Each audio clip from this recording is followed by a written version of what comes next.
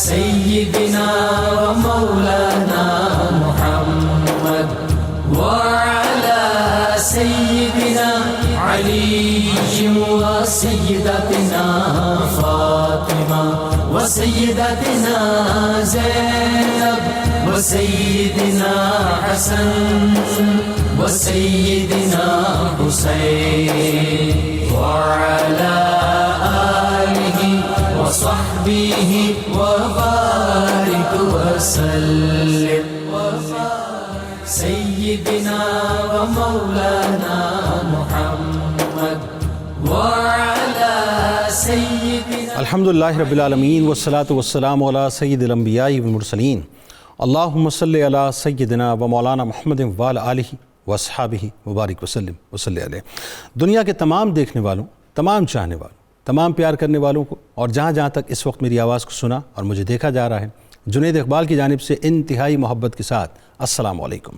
ایک بار پھر ناظرین آپ کو پر نور صبح نور کے ساتھ میں خوش آمدید کہتا ہوں، اور آئیے چلتے ہیں بلا توقف حضرت ابو انیس محمد برکت علی علیہ رحمہ کی تالیف اسماء النبی الکریم صلی اللہ علیہ وآلہ وسلم سے رسول اللہ صلی اللہ علیہ وآلہ وسلم کے ایک اسم مبارک کی جانب۔ سیدنا الناشر صلی اللہ علیہ وآلہ وسلم، ہمارے سردار، اسلام پھیلانے والے، درود و سلام بھیجے اللہ آپ صلی اللہ علیہ وآلہ وسلم پر، آپ صلی اللہ علیہ وآلہ وسلم کے آل پاک اور صحابہ کرام رضوان اللہ تعالیٰ علیہم اجمعین پر۔ حضرت ابو موسیٰ اشعری رضی اللہ تعالیٰ عنہ سے روایت ہے کہ رسول اللہ صلی اللہ علیہ وآلہ وسلم نے ارشاد فرمایا کہ 3 شخص ایسے ہیں جن کے لیے دوہرا ثواب ہے۔ ایک وہ شخص جو اہل کتاب میں سے ہو اور اپنے پیغمبر پر ایمان لائے، پھر محمد صلی اللہ علیہ وآلہ وسلم پر بھی ایمان لائے۔ دوسرا وہ غلام جو اللہ تعالیٰ کے حقوق بھی ادا کرے اور اپنے آقاؤں کے حقوق بھی ادا کرے۔ اور تیسرا وہ شخص جس کی کوئی باندی ہو اور اس نے اس کی خوب اچھی تربیت کی ہو اور اسے خوب اچھی تعلیم دی ہو، پھر اسے آزاد کر کے اس سے شادی کر لی ہو، تو اس کے لیے دوہرا اجر ہے۔ ناظرین، اس سے قبل کہ میں آغاز کروں آج کے شو کا، میں مبارکباد پیش کرنا چاہتا ہوں تونسہ شریف کی خانقاہ کو کہ آج ماشاءاللہ حضرت خواجہ اللہ بخش تونسوی علیہ رحمہ کا عرس مبارک ہے۔ تو دنیا میں جہاں جہاں چشتیہ سلسلے کے ماننے والے، چاہنے والے ہیں اور تونسہ شریف سے پیار کرنے والے ہیں، ان کو ہماری جانب سے 92 نیوز کی جانب سے اور ہمارے اسکالرز کی جانب سے دل کی عطا گہرائیوں سے مبارکباد۔ بات یہ ناظرین کہ بر صغیر کے معاشرے میں تصوف اور خانقاہوں کا کردار انتہائی اہم ہے۔ یعنی حضرت خواجہ معین الدین چشتی رحمۃ اللہ علیہ سے لے کر آج تک یہ جو چشتی خانقاہیں ہیں یہ بہت کردار ادا کر رہی ہیں۔ انہی خانقاہوں میں ایک عظیم خانقاہ تونسہ شریف کی ہے، اور آج اسی عظیم خانقاہ کے ایک روشن ستارے جنہیں زمانے نے کتب مدار کہا، آج بنیادی طور پہ ناظرین ہم ان کا تذکرہ پاک کرنے جا رہے ہیں، یعنی حضرت خواجہ اللہ بخش تونسوی علیہ رحمہ کا تذکرہ پاک ہوگا۔ آپ کی پیدائش تونسہ شریف میں ہوئی، ظاہر ہے آپ سجادہ نشین ہیں۔ حضرت خواجہ گل محمد تونسوی علیہ رحمہ کے صاحبزادے ہیں۔ شاہ محمد سلیمان تونسوی المعروف پیر پٹھان رحمۃ اللہ علیہ کے پوتے تھے۔ آپ رحمۃ اللہ علیہ تونسہ شریف میں تقریباً 52 سال تک مسند نشین رہے۔ خواجہ اللہ بخش تونسوی کی ولادت 1241 ہجری میں ہوئی۔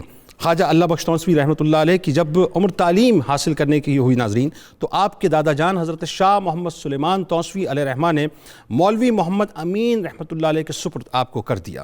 آپ نے مولوی محمد امین علیہ رحمہ سے قرآن پاک کی تعلیم حاصل کی۔ اس کے علاوہ آپ نے مولوی محمد امین علیہ رحمہ سے فارسی نظم، عربی، صرف و نحو اور علم حدیث کی تعلیم حاصل کی۔ ایک ایسی شخصیت ناظرین کہ تعلیم سے فارغ ہونے کے بعد آپ کے دادا جان نے سلوک و معرفت کی تعلیم کے لیے آپ کو اپنے پاس بلوا لیا۔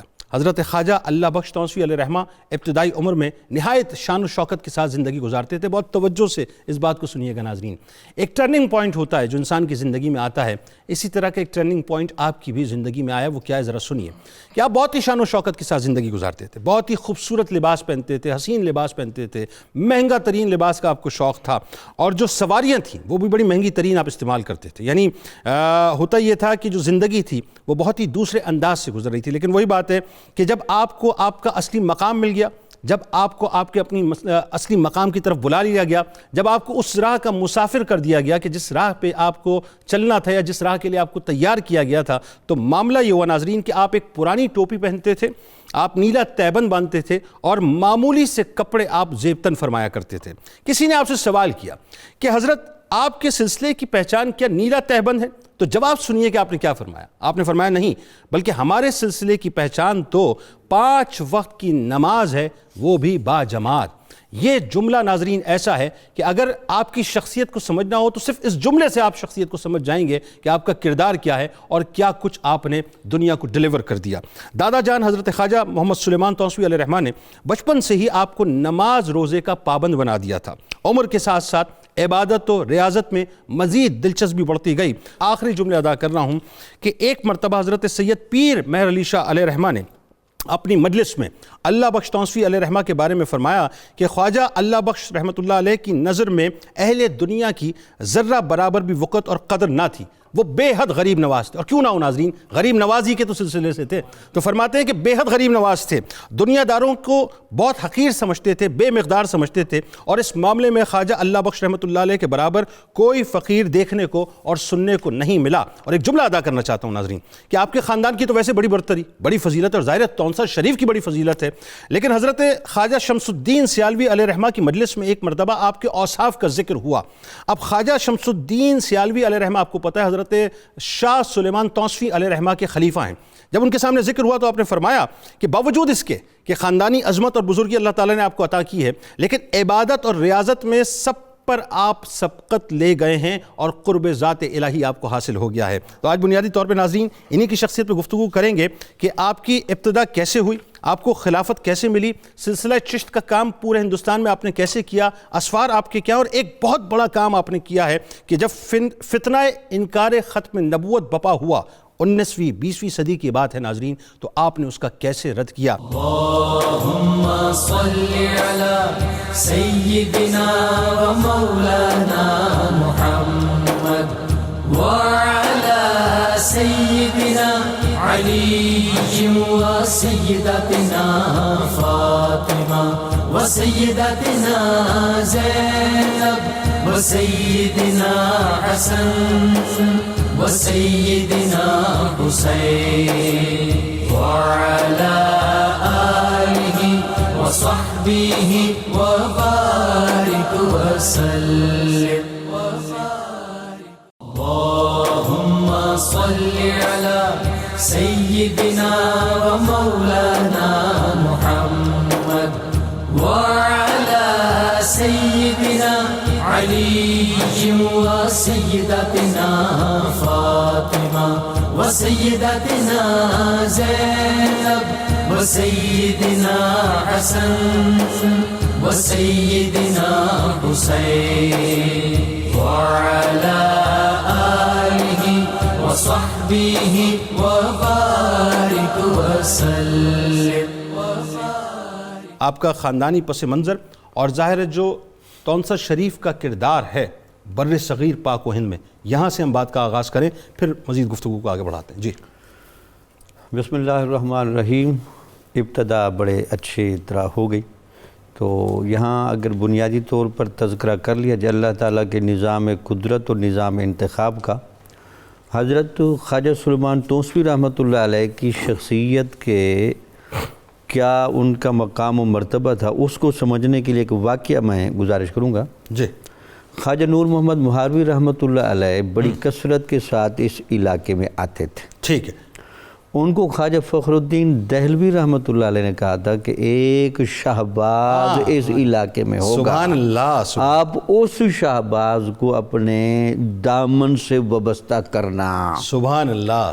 اس کے لیے قبلہ عالم خواجہ نور محمد مہاروی سے بڑی کثرت کے ساتھ اس علاقے کا وزٹ کرتے تھے، اور آپ کی پہلی ملاقات قبلہ عالم سے خواجہ محمد عاقل رحمۃ اللہ علیہ کے مدرسے میں پڑھتے ہوئے ہوئی۔ سبحان اللہ۔ اس وقت جب نگاہیں 2-4 ہوئیں آپس میں، تو پھر آپ نے پہچان لیا کہ یہ شہباز جس کو دنیا غوث زمان یا خواجہ سلیمان کے نام سے پکارے گی، وہ شہباز یہ ہے۔ سبحان، یعنی آنکھوں سے سب انڈیل دیا، آنکھوں سے سب انڈیل دیا، اور پھر آپ کو لے جا کر مختوم جہانیہ جہاں گشت رحمۃ اللہ علیہ کے مزار پر ہاتھ رکھ کر آپ کو بیعت کیا. اللہ اکبر. تو اللہ اس سے اندازہ لگتا ہے کہ آپ کا جو ایک بیعت لینے کا بھی ایک نظام تھا وہ بھی بتا رہا تھا کہ بڑے بڑے اولیاء کے ہاتھ پر ہاتھ ان کر رکھ کر بیعت کیا. اللہ اکبر. اور اشارہ یہ تھا کہ ان سے بہت فیوزات و برکات ظاہر ہوں گی.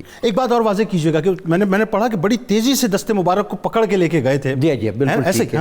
اور بڑے لاڈ کے ساتھ. بڑے لاڈ کے ساتھ.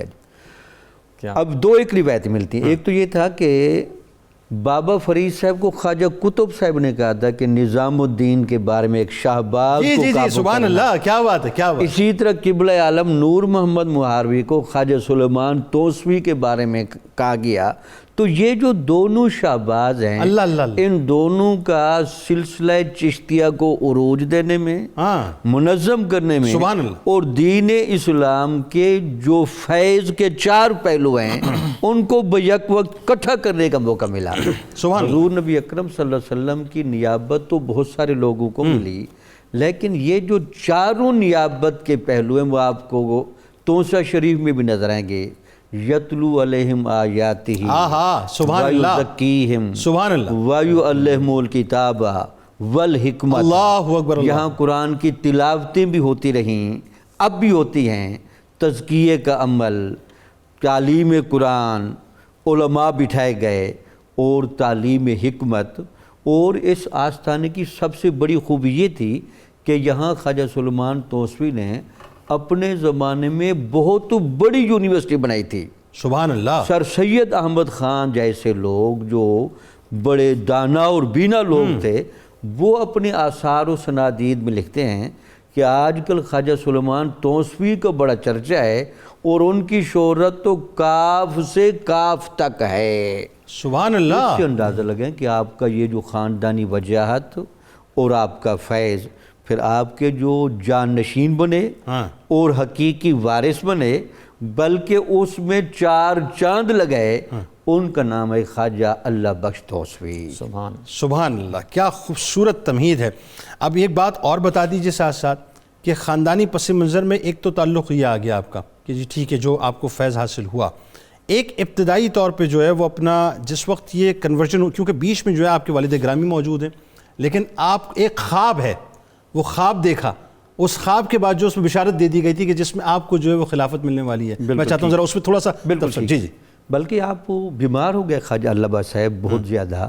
تو پھر آپ کے جو والد صاحب تھے انہوں نے پہلے تو یہ کہا کہ میں اپنے ابا جی حضور سے ذرا بات کروں, لیکن شاید اس زمانے کی کچھ ادب و آداب کا سلسلہ ایسا تھا یا خواجہ سلیمان توسوی صاحب کی شخصیت کا روب بیٹے کو ایسا محسوس ہوا. آپ نے ایک اور شاہ صاحب تھے اس زمانے میں, ان کو کہا کہ جی آپ بڑے مشہور ہیں استخارے میں, تو آپ استخارہ کر کے مجھے یہ بتائیں کہ یہ میرا بچہ یہ دنیا میں رہے گا یا اس کا ابھی دورانیہ جانے کا ہے.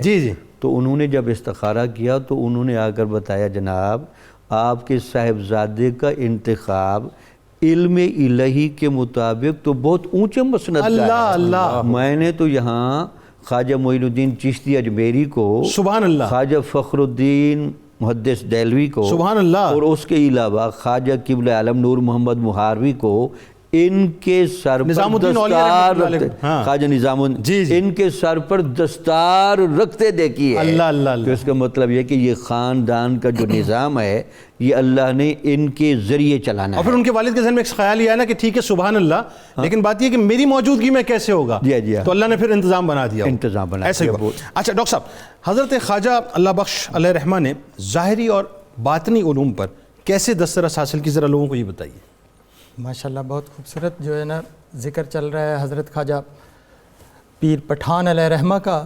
حضرت خواجہ اللہ بخش توسوی علیہ رحمہ اپنے والد گرامی کی طرح بہت زیادہ علم حاصل کیا آپ نے.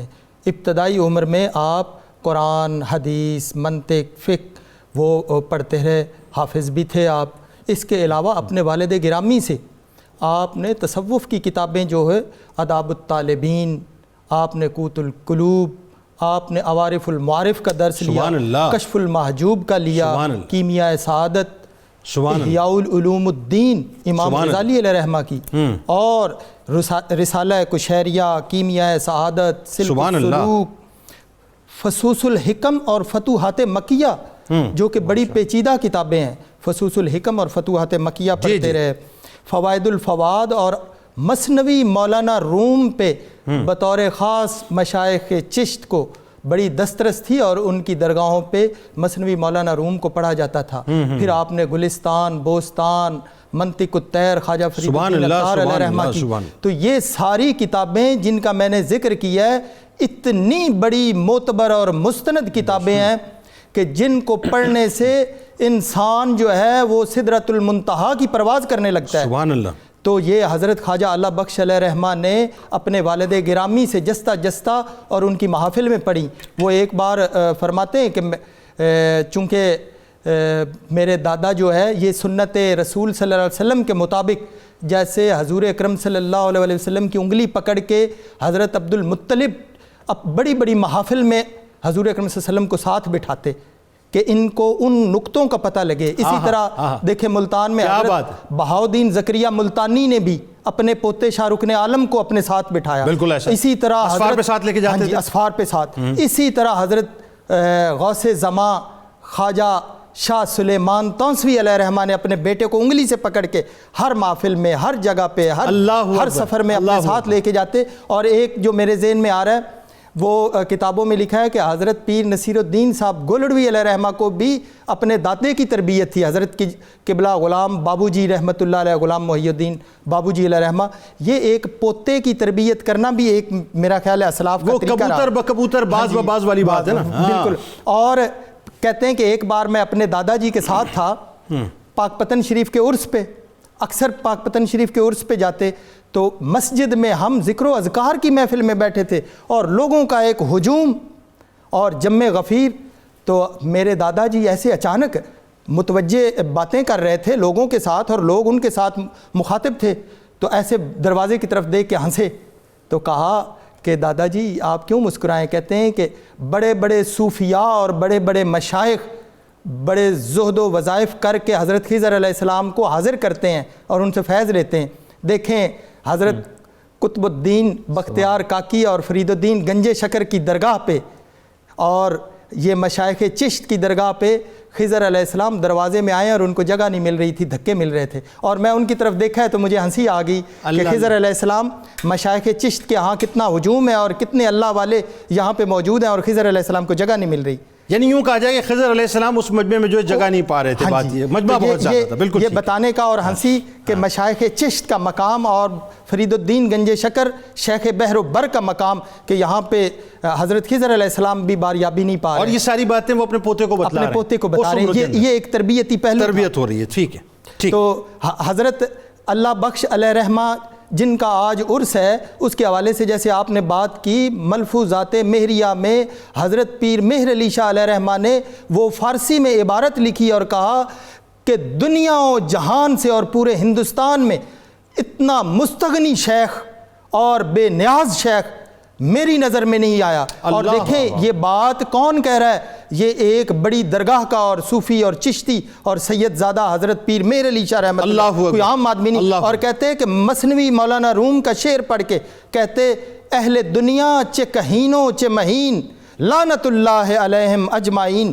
دنیا دار کیا چھوٹا اور کیا بڑا سب پہ اللہ کی لعنت ہو۔ تو یہ بے نیازی اور مستغنی ہونا یہ مشائخ چشت کا خاصہ ہے اور ہر چیز سے بے نیاز ہو جانا۔ کیا بات ہے صاحب یہ بتائیے، ابھی بچپن ہی کی بات ہو رہی ہے تو ذرا بچپن پہ رہتے ہیں، بچپن سے ہی جو آثار بزرگی کا ظہور ہو رہا ہے، اب کچھ باتیں سمجھ آ رہی ہیں نا، یعنی وہ کیوں ہو رہا ہے؟ اچھا ایک بات تو یہ، لیکن ایک بات یہ بھی تو ہوتی ہے نا کہ قدرت کی طرف سے ایک نظام ہے، ایک انتظام ہے، ایک انصرام ہے کہ منتقل کس طرح سے ولایت ہونی ہے دادا سے پوتے کو، تو وہ جو بشارات ہیں، وہ جو آثار ہیں، ذرا اس حوالے سے فرمائیے۔ بسم اللہ الرحمن الرحیم۔ جنید بھائی بڑی خوبصورت گفتگو اور ایک ایسی شخصیت کا تذکرہ جمیل ہو رہا ہے کہ جن کا ذکر کرنا میرے اور آپ کے لیے روحانی بلیدگی کا سامان ہے۔ میں یہاں ایک تھوڑی سی بات آپ کو یہ عرض کروں، جیسے ڈاکٹر صاحب نے اور ڈاکٹر صاحبان نے بڑے خوبصورت انداز میں اس کو چلایا کہ آپ کی ولادت با سعادت کا پتہ آپ کے دادا جان حضرت شاہ سلیمان تونسوی کو آپ کے مرشد خانے یعنی کہ حضرت قبلہ عالم نور محمد مہاروی رحمۃ اللہ علیہ کے درگاہ پہ ہوتا ہے، اور آپ کے جو الفاظ ہیں وہ الفاظ سنیے کہ ابھی 2-3 دن عرس کو رہتے ہیں، اور جب آپ کو پتہ چلتا ہے کہ آپ کے ہاں اس طرح ایک شہزادہ تشریف لایا تو آپ جو صاحب سجادہ ہیں ان سے اجازت لے کے جب واپس پلٹتے ہیں تو انہوں نے کہا بڑی محبت سے کہ آپ رکیے، 2-3 دن عرس پاک کے رہ گئے اور اس کو عرس پاک کو کر کے پھر چلے جائیے گا۔ آپ نے کہا حضور بات یہ ہے دل میں فرحت و انبساط کا ایسا ماحول ہے کہ ایک بڑا اقبال مند شہزادہ صاحبزادہ دنیا پہ تشریف لے آیا۔ سبحان اللہ، بشارت وہیں دے دی، بشارت وہیں دے دی، سبحان اللہ، آپ کی بلند اقبالی کی، آپ کے درجات کی، کہ آپ کا بچپن عام نہیں ہوگا۔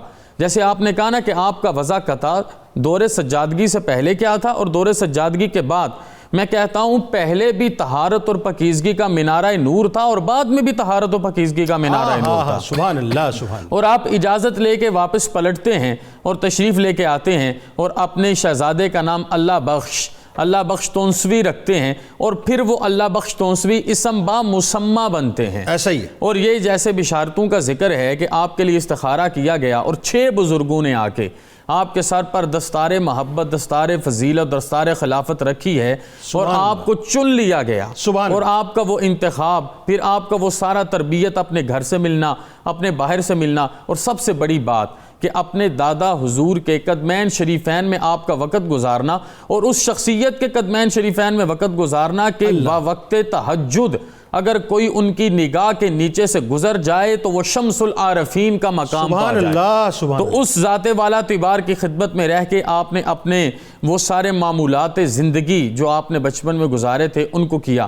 میں یہاں پر ایک بہت اہم بات آپ کی خدمت میں عرض کروں کہ آپ کے دادا نے ایک دفعہ آپ سے پوچھا اور بڑی محبت سے پوچھا کہ شہزادے بتاؤ تم کیا چاہتے ہو؟ تو آپ نے بڑی محبت سے جو جواب دیا وہ آج کے اس زمانے میں جو صحیح تصوف سمجھنے والے لوگ ہیں ان کے لیے ایک ایسی مثال، ایک ایسا جملہ ہے کہ زندگیاں بدل جائیں۔ آپ نے بڑی محبت سے کہا بابو، یہ کتنا پیار ہے آپس میں۔ آپ نے دادا سے کہا بابو میں یہ چاہتا ہوں، اور میں جب یہ جملے پڑھتا ہوں اور ان جملوں کی فیلنگز میں اپنے اندر محسوس کرتا ہوں دل و دماغ میں، تو ایک عجیب سا کیف طاری ہو جاتا ہے کہ جب دادا نے کہا بیٹے تم چاہتے کیا ہو، اور مقام دینا تھا نا، تو آپ نے کہا بابو میں یہ چاہتا ہوں کہ جو بھی آپ کے دربار پر آئیں میں ان کے جوتے سیدھے کروں۔ اور یہ آخری وقتوں کی بات ہے، آخری وقتوں کی جب بات آپ پردہ فرمانے والے ہیں، اور جب پا لینے کا وقت ہے نا، بالکل آج جو کہیں گے وہ قبول کر لیا جائے گا۔ یعنی عجز و انکسار کی نعمت بھی آپ کو عطا ہوئی، سخاوت اور غنا کی نعمت بھی آپ کو عطا فرمائی، حسن و جمال کی نعمت بھی آپ کو عطا ہوئی، عبادت و ریاضت کی نعمت بھی آپ کو عطا ہوئی، اور سب سے بڑی بات یہ ہے کہ آپ نے صرف تونسا شریف کے آستانے کو یا صرف اپنے نظام کو لے کے نہیں، پورے سلسلہ عالیہ چشتیہ کے جتنے آستانے ہیں ان تمام کو اپنے اسلوب میں ایک ریوائیول کر کے لے کے آئے۔ اللہم صلی علی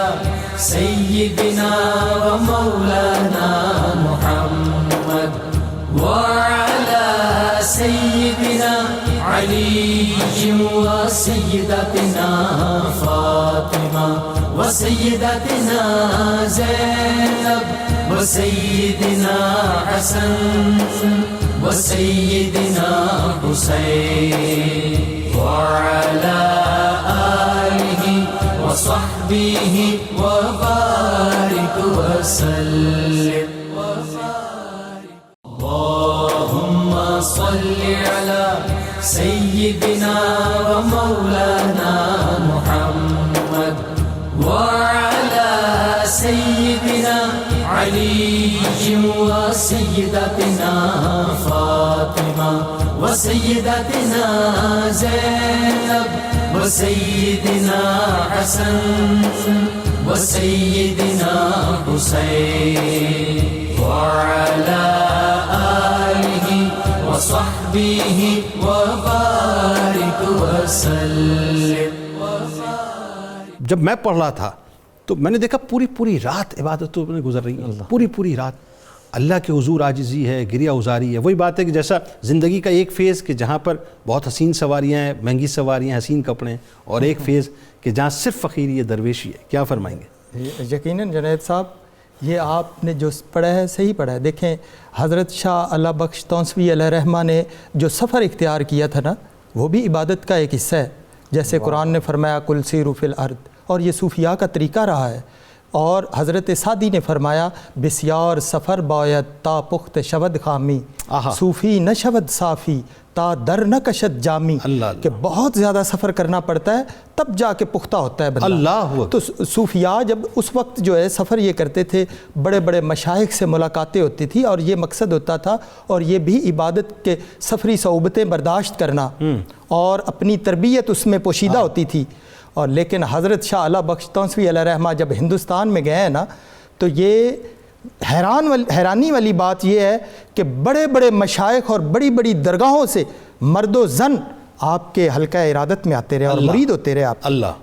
اور آپ جو آپ یہ فرما رہے ہیں کہ آپ کے معمولات زندگی، آپ کے دادا جی کا یہ جو درگاہی اور خانقاہی نظام تھا، میرا خیال ہے پوری دنیا میں اس کی نظیر نہیں ملتی. اللہ اکبر. وہاں پہ لنگر خانے میں لوگوں کی آسائش کے لیے، آرام کے لیے، کھانے پینے کے علاوہ ان کو 6 ماہ کے بعد لباس دیا جاتا، ماشاءاللہ، دوائیوں کا انتظام کیا جاتا. یہ دیکھیں خانقاہوں میں کتنی فلاحی کام کیے جاتے تھے. ماشاءاللہ. ان کو عید اور جو بڑے تہوار ہوتے ہیں ان پہ پیسے دیے جاتے. اور ایک بار تو مشہور ہے کہ ایک صاحب جو آئے وہ کہتے ہیں حضرت 700 یا 500 کم و بیش ایک صاحب کی دوا پہ خرچ ہو رہا ہے. تو آپ نے ناراضگی کا اظہار کیا اور کہا کہ 500 کی بجائے 5000 یا 7000 بھی لگے تو ہر ایک کی دوا کے لیے مجھ سے نہیں پوچھنے آنا. اور ان کے لیے، اور یہ کیا چیز کیا تھی؟ یہ صوفیاء کا مخلوق خدا سے پیار اور محبت. اور اسی طرح اس چیز کو آگے بڑھایا حضرت شاہ اللہ بخش تونسوی علیہ رحمہ. آپ نے وہی آپ کے معمولات میں کہ آپ زہد و اوراد کے علاوہ، آپ اپنے وظائف و اوراد کے علاوہ آپ نے بہت ساری سرائیں بنائیں، آپ نے بہت ساری چشمے اور دریا اور کنویں جو ہے نا، وہ پانی وہاں پہ کم تھا نا تو پانی کے لیے انتظام کیا وہاں پہ. تعمیرات پہ بڑی تعمیرات پہ اور تعمیرات اس لیول کی جہاں مساجد ہیں، چونکہ لوگوں کے قافلے گزرتے تھے اور رہنے کے لیے جگہ نہیں ہوتی تھی تو آپ کی خانقاہ میں قیام کرتے. آپ کو 3 وقت کھانا پینا دوا ہر چیز ملتی. اور حضرت شاہ اللہ بخش تونسوی علیہ رحمہ نے اپنے دادے کے اسی معاملات خانقاہی کو آگے اور مزید بڑھایا. اچھا، لوگوں کا یہ جب حضرت سلیمان توسوی علیہ رحمہ پردہ فرما گئے تو لوگوں کا یہ خیال تھا نا کہ شاید یہ معاملہ اس طرح نہ ذرا بتائیے نا، جیسے پیر پٹھان نے چلایا شاید اس طرح نہ چل سکے. لیکن خواجہ شاہ اللہ بخش تونسوی علیہ رحمہ نے شب و روز اپنے عبادت و ریاضت کے علاوہ جو یہ محنت کی ہے وہ رہتی دنیا تک یاد رہے گی. اور دیکھیں آپ یعنی ثبوت بن کے دکھایا، ثبوت بن کے آپ اپنے والد گرامی کے ساتھ، اپنے دادا جی کے ساتھ کئی مرتبہ پاک پتن شریف میں حاضری دی. اور مجھے ابھی ساتھ ہی باتوں میں ایک واقعہ یاد آ گیا.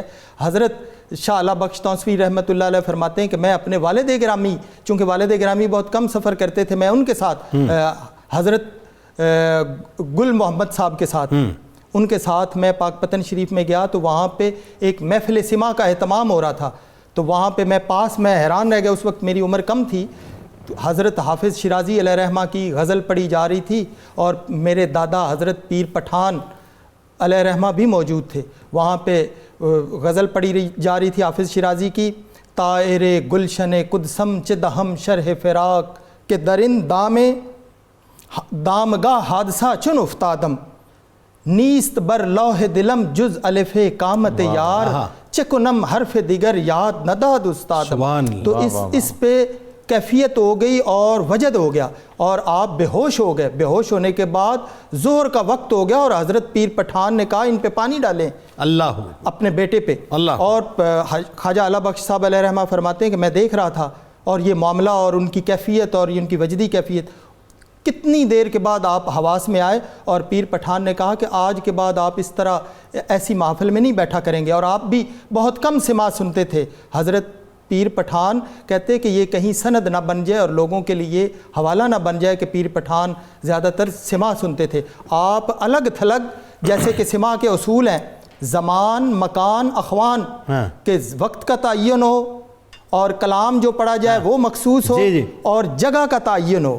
یہ نہیں ہے کہ گلی بازار کوچے میں جہاں پہ دل کیا. ایک لقمہ آپ کی بات سے مجھے وہ، اب چونکہ آپ نے سما کی بات کی تو مجھے وہ بات یاد آ گئی کہ حضرت شاہ سلیمان توسوی علیہ رحمہ وہ ترغیب ہی کرنے گئے تھے نا پیر مہاروی علیہ رحمہ کو سما کی محفل کے حوالے سے، لیکن جب گئے تو بات کچھ اور ہو گئی، ان کے ہو کے رہ گئے، پھر تو ہی والی بات آ گئی. اور عاجزی اور عجز اس قدر تھا حضرت شاہ اللہ بخش توسوی علیہ رحمہ میں کہ آپ اپنی کرامات کا اظہار نہیں کرتے تھے اور پوشیدہ رکھتے تھے. کئی محفل میں لوگوں نے کہا حضور یہ دعا فرما دیں، تو آپ کا طریقہ کار کیا ہوتا تھا؟ آپ فرماتے، جو حاضر محفل ہوتے کہتے جی حضور دعا کریں ان کا یہ معاملہ، اللہ اکبر، اور اپنا وہ پوشیدہ رکھنا. اللہ اور اس صاحب نے جو کہ ایک نیا اجنبی آیا ہے اس سے بھی کہہ دیا کہ آپ دعا کر دیجیے، تو وہ اسی وقت مستجاب ہوئی. اچھا یہ سرکار علیہ السلام کی حدیث کا بھی مفہوم ہے نا صاحبزادہ صاحب کہ پاک زبانوں سے دعا کروایا کرو، جس میں مطلب دوسرے کی جو زبان ہوتی ہے، یعنی یہاں پہ میرا خیال ہے عاجزی کا عالم یہ ہے. یہ چونکہ ان کے ملفوظات میں لکھا ہوا ہے کہ آپ اپنا اظہار نہیں کرتے تھے. ایک اسی طرح واقعہ ہے کہ ایک فضل و بی بی جو ہے نا وہ حضرت پیر پٹھان کے پاس آئی اور کہتی کہ حضور میرے لیے دعا فرمائے، میرا خاوند قید ہو گیا، پائندہ خان جو ہے وہ اس کو راجہ رجیت سنگھ نے قید کر لیا ہے. تو آپ نے فرمایا کہ اللہ معاملہ بہتر سمجھتا ہے، میں کیا کروں. تو وہ آگے جو ہے نا اگلی بار آئی اور اس نے جو ہے باہر حافظ شیرازی کی غزل گنگنانا شروع کر دی، اور ایک بڑے ردھم کے ساتھ الا یا ایھا الساقی ادر کا اسم و ناول ہا کہ عشق آساں نمود اول ولی افتاد مشکل ہا. اے ساقی جام شراب لا، اور پہلے تو عشق بڑا آسان لگتا تھا، بہت مشکل ہو گئی. حضرت کو کیفیت ہو گئی اور کہا مائی کیا مانگتی ہے؟ تو کہا میں اپنے خاوند کی رہائی مانگتی ہوں. تو پیر پٹھان نے کہا جا تو گھر پہنچے گی تو تیرا خاوند گھر آیا ہوگا. اور یہ مشائخ چشت کا طریقہ تھا، ان کو تھوڑا سا جو ہے اس طرح کریدنا پڑتا اور ان کو کیفیت میں لانا پڑتا تھا، پھر جو زبان پھر جولیوں کو جو بھر کے جائیے. بالکل ٹھیک ہے. قرآن پاک سے بڑا آپ کو شغف تھا، ذرا اس بارے میں بتائیے کہ خواجہ اللہ بخش علیہ رحمہ نے ایک جو کام خاص طور پہ قرآن پاک کی تجوید اور مخارج کے حوالے سے کیا تھا وہ ذرا بتائیے لوگوں کو. جنید بھائی صرف قرآن پاک کی تجوید اور مخارج کے حوالے سے نہیں، مطلب تجوید اور مخارج کے حوالے سے تو یہ معاملہ کیا کہ اس وقت لوگ مجہول انداز میں قرآن پاک پڑھتے تھے، تو آپ نے عرب شریف سے باقاعدہ طور پہ ایک استاذ منگوائے، ایک قاری القرآن منگوائے، اور وہ باقاعدہ طور پہ قرآن پاک کی تعلیم دیتے. سبحان اللہ. یہ تو صرف تجوید و قرات کے حوالے سے ہے نا. آپ دیکھیے کہ اللہ پاک نے آپ کو 3 صاحبزادے عطا فرمائے. بڑے صاحبزادے حافظ محمد احمد، دوسرے صاحبزادے جو بعد میں صاحب سجادہ بنے حافظ محمد موسیٰ، سبحان اللہ، اور تیسرے صاحبزادے حافظ محمد محمود. سبحان اللہ. مطلب یہ کہ قرآن پاک کی تجوید و قرات کے ساتھ ساتھ سینوں کو بھی نور قرآن سے منور کیا ہے. سبحان اللہ، یعنی حفاظ گھرانہ سارے صاحبزادوں کو قرآن پاک کی تعلیم دی، اور تعلیم کے ساتھ ساتھ ترکیب قرآن پاک کو ترکیب کے ساتھ پڑھانے کا انتظام کیا. مطلب یہ کہ صرف قرآن کتاب ہدایت نہیں ہے، قرآن ہمارے لیے مکمل ضابطۂ ہدایت بھی ہے اور ضابطۂ حیات بھی ہے. سر اس میں ایک میسج اور آ گیا نا، دیکھیں نا بات یہ کہ جو موجودہ خانقاہی نظام ہے ان کے لیے بھی ایک پیغام آ گیا، بہت بڑا پیغام. جو سجادہ نشین ہیں ان کو سب سے پہلے قرآن ہی سے قرب حاصل کرنا ہے. آپ دیکھیے نا کہ یہ کتنے پابند شریعت ہیں، اور قرآن پاک کو اوریجنل سورس ڈکلیئر کیا گیا تو اس پر کتنا عمل کرتے ہیں. میں یہاں پر یہ عرض کرنا چاہوں گا کہ آپ کی جو قرآن پاک کے ساتھ محبت تھی نا وہ صرف آپ تک نہیں رہی، آپ سے نکل کے اگر سیال شریف پہنچتی ہے تو وہاں پر بھی دیکھیے کتنا اہتمام ہے. اور جس خانقاہ سے میں تعلق رکھتا ہوں بھیرا شریف سے حاضر ہوں کہ یہ خواجہ اللہ بخش توسوی کا فیضان آج بھی تقریباً 120 سال بعد 1901 میں آپ کا وصال ہوتا ہے، 120 سال بعد 34,000 سے زائد بچے آج بھی قرآن پاک کی تعلیم حاصل کر رہے ہیں جناب. اور آپ نے اس طرح قرآن پاک کی تعلیم اور تربیت کا انتظام کیا. اب قرآن پاک کی تعلیم و تربیت کی وجہ سے انسان کے چہرے پر جو وجاہت آتی ہے نا، یہ بھی سید عالم صلی اللہ علیہ وسلم کی حدیث مبارکہ سے ثابت ہے. اور جیسے ڈاکٹر صاحب ابھی بیان کر رہے تھے، میں اس کو آگے بڑھاؤں گا کہ آپ کے 2 سفر ہر سال کے اپنے مرشد خانے مہار شریف ہوتے اور ایک پاک پتن شریف کا ہوتا. اور مہار شریف اور پاک پتن شریف میں جب آپ حاضری دیتے تو لوگ آپ کا چہرہ دیکھ کے، جیسے آپ حافظ شیرازی کے شعر پڑھ رہے تھے، میں کیفیت میں پیر نصیر کے یہ شعر پڑھنا چاہوں گا کہ آپ کا چہرہ دیکھ کے آپ کی بیعت کرتے، اور کیفیت یہ ہوتی کہ ان کے انداز کرم ان پہ وہ آنا دل کا، آئے وہ وقت وہ باتیں وہ زمانہ دل کا، ان کی محفل میں نصیر ان کے تبسم کی قسم، دیکھتے رہ گئے ہم ہاتھ سے جانا دل کا۔